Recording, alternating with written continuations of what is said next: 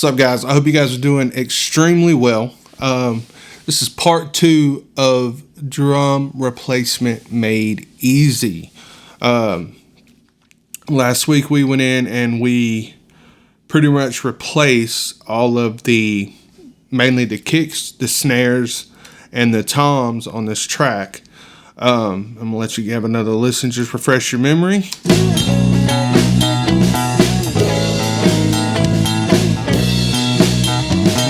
All right, so by the way, this is my good buddy, Mr. Carlos Torres, goes by the name of Mr. Charlie Towers. He does, he's a multi-instrumentalist. He does guitar, he plays drums, he plays bass. He came in the studio and recorded all of this stuff live. Boy was prepared and ready. He did a great job. I'm gonna throw his information up on the screen here. But yeah, so this is his tracks. So we're going to dive right in. After we have gotten all our MIDI how we want it, now we have a few options. You can go in here, like just say I went into the kick sample. Let's make that a little bigger. There we go. Just say I went into the kick sample. We'll solo it up. And I open up Contact. Okay, so inside of Contact, I can go to my mixer view, and there's a lot that I can already do to this kick. I can solo it up. I can add EQs. I can add compressors, transient designers. So there's a lot that I can actually do inside of here. But I like to have a little more control. So what you can do in Pro Tools, really cool function. Mute this, turn it off. Don't want to mute it, but let's turn that off. Okay, so inside of Pro Tools, I'm gonna try that again without the kick going in the background. Inside of Pro Tools, you can right click on your track here. And once you do, you can go down to where it says commit. Once you commit that to audio, hit OK.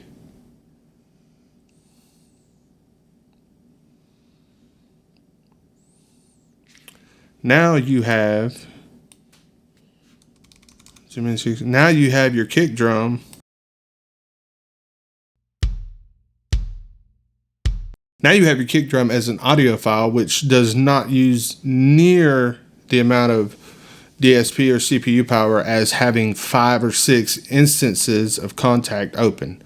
So what I like to do is do that. And once you do it, it'll hide the instrument up here on your tracks window. It'll hide the instrument and it'll make it inactive, but you can always go back to it later if you need to. You just click the little circle next to it and it brings it back up, and then you just have to right click and go to make active. Okay, but I'm gonna turn that back off for now. So I'm gonna go in and I'm gonna commit all of these tracks. Okay, so I'll go to the snare, I'll do the same thing, hit commit. Okay,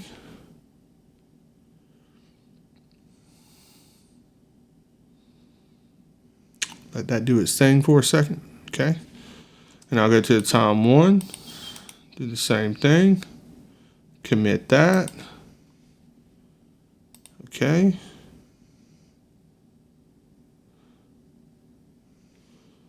I'll go to tom 2, I'll commit that, and so on and so on and so on.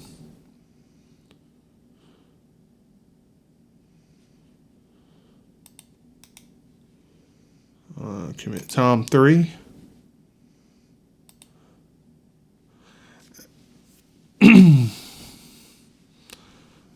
Okay, so all of those are committed, and now I have audio files instead of MIDI information and running a really intensive CPU intensive plugin like Contact.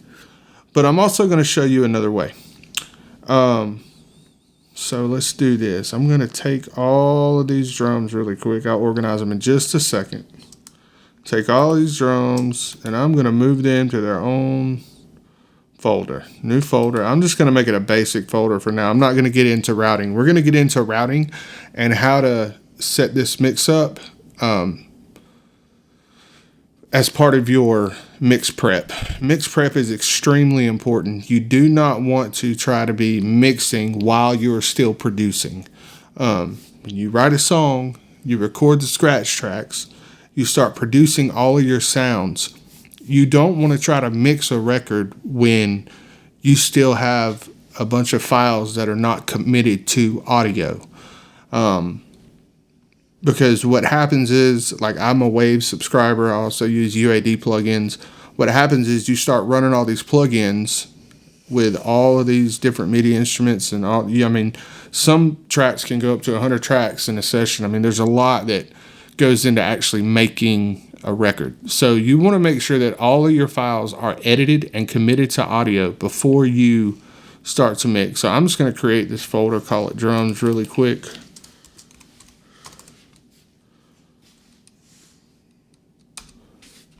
And Pro Tools has made me a folder.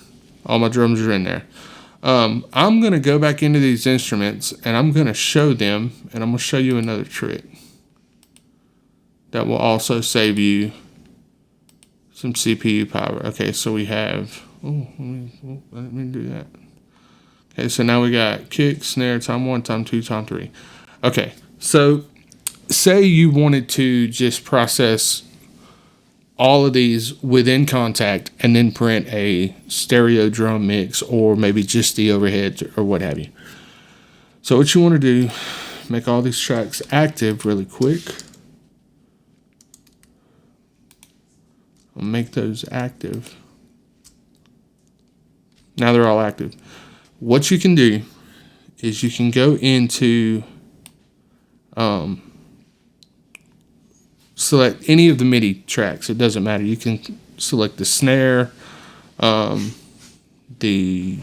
whatever. I'm going to use the kick as my. Are you okay, buddy? Sorry, that's my dog in the background. I'm going to use my kick as my main track. So I'll just go in here. I'll rename it. Drum samples. Let's call it full, just for demonstration purpose. Okay. So once I've done that, now I can go to another track. Like, let's go to my snare. Okay. You want to click on it. Make sure your multi-tool is selected. That way, when you hover over different areas, gives you the marquee tool or the hand tool. You want to click the hand tool. Hit Command Copy, Command C, and then click down here on your main track. What I like to do is put my insertion point and hit Enter. That'll take you back to the beginning, and then you hit Option M. That's Option M, and what that will do is copy that MIDI. Now, if you look at the MIDI editor. Ooh, pull it up a little bit. Now you have both kick and snare. So if I solo this,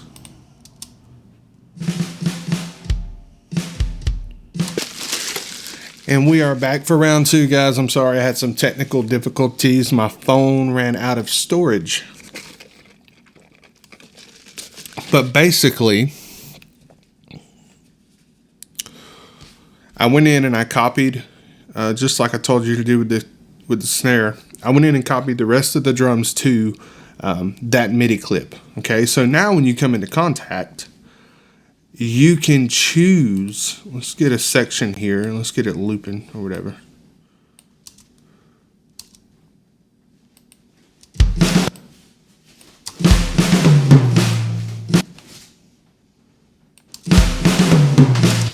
Like if I just want the room sound, go into Contact, solo the room.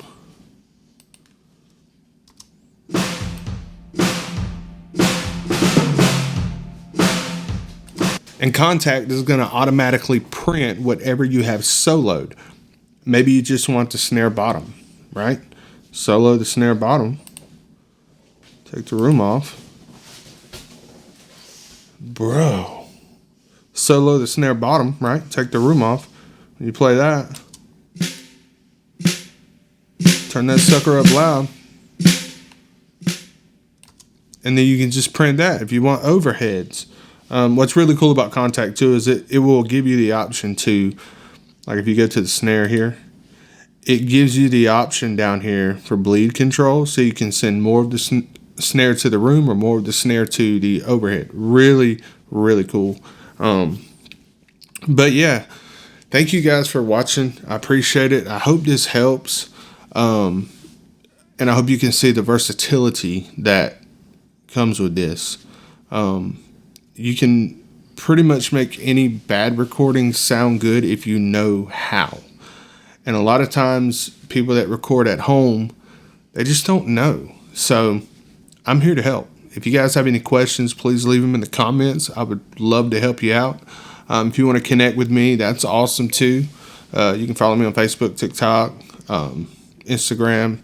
But yeah, leave a like, leave a share, follow me, and I will see you guys next week. Next week we will be getting into actually mixing these drums, and you'll be able to see a before and after with the augmentation. So you guys stick around for that. Also, spoiler alert, we're going to start a new series.